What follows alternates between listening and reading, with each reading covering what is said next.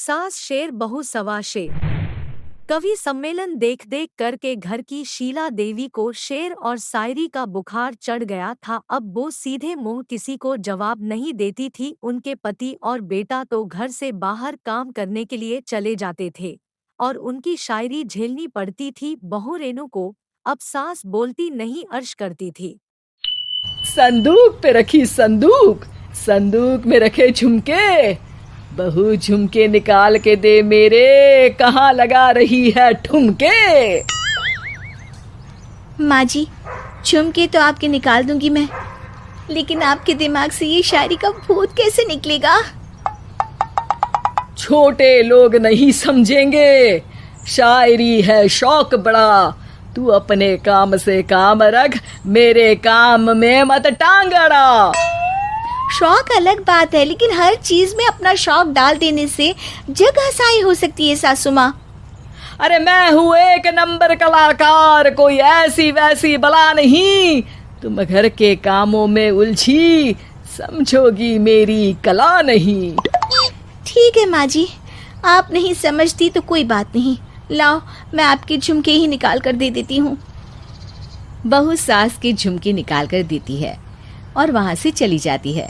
शाम को बहू अपने पति से शिकायत करती है। सुनिए जी, आप माँ को कुछ समझाते क्यों नहीं? अरे क्या समझाना है माँ को? अरे अपनी शायरी थोड़ी कम करे ना। अरे तुमको उनकी शायरी से क्या दिक्कत है?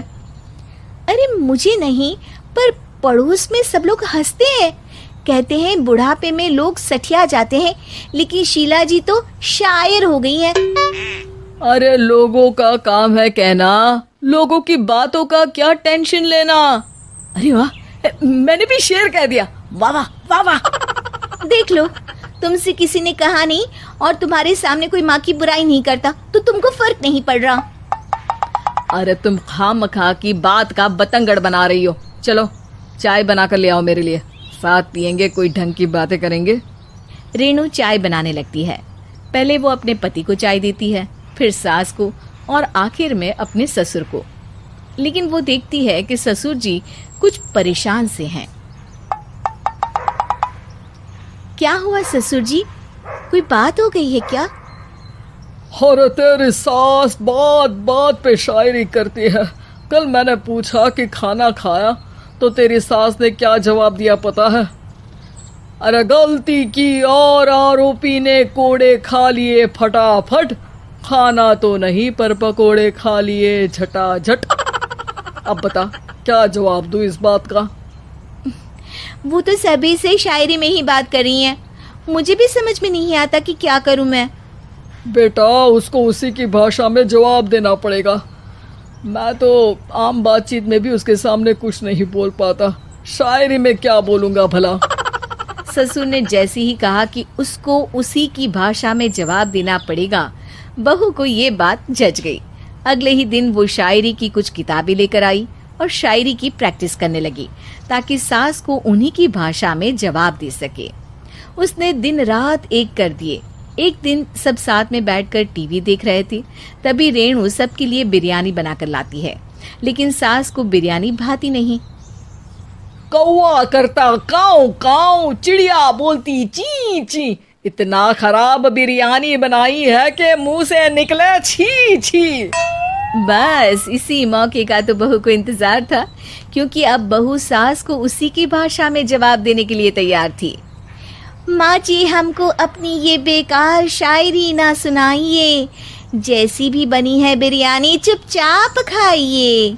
ससुर जी और रेणु के पति ने रेणु का जवाब सुनते ही जोर से ताली बजाई और सास ने जब रेणु का शायराना जवाब सुना तो उनके गले में बिरयानी अटक गई। बहू ने एक और शायरी का तीर छोड़ा। शायरी में बहू के सामने सास हो जाएगी ढेर, क्योंकि सास मारेंगी एक शेर तो बहू मारेगी सवा शेर। सास को छोड़ के सब वाह वाह करने लगते हैं। आज पहली बार सास को नहले पे दहला मिला था और रेणु ने सास का मुंह चुप करा दिया था। अगले दिन रेणु का पति उससे कहता है, अरे वाह, तुमने तो माँ की बोलती ही बंद कर दी, मजा आ गया। अब मेरे लिए कुछ बना दो, खाकर मैं काम पर चला जाऊं। शायरी ही है मेरा जीवन, वही करूंगी जी भर के। नौकरानी रख लो कोई, काम नहीं करूंगी मैं घर के। अरे तुम क्या माँ जैसी हरकतें करने लगी, सीधे सीधे बात करो ना। हो गई कल शायरी, रोज थोड़ी ना करोगी।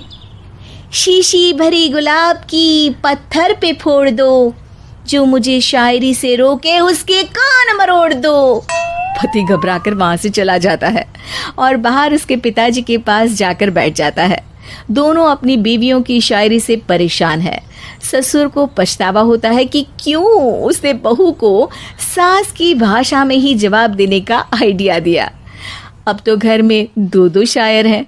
दोनों एक साथ दुखी स्वर में कहते हैं, हम दोनों की ही बीवियां जब से शायर हो गई है, क्या बताएं, जिंदगी एक फटा हुआ टायर हो गई है।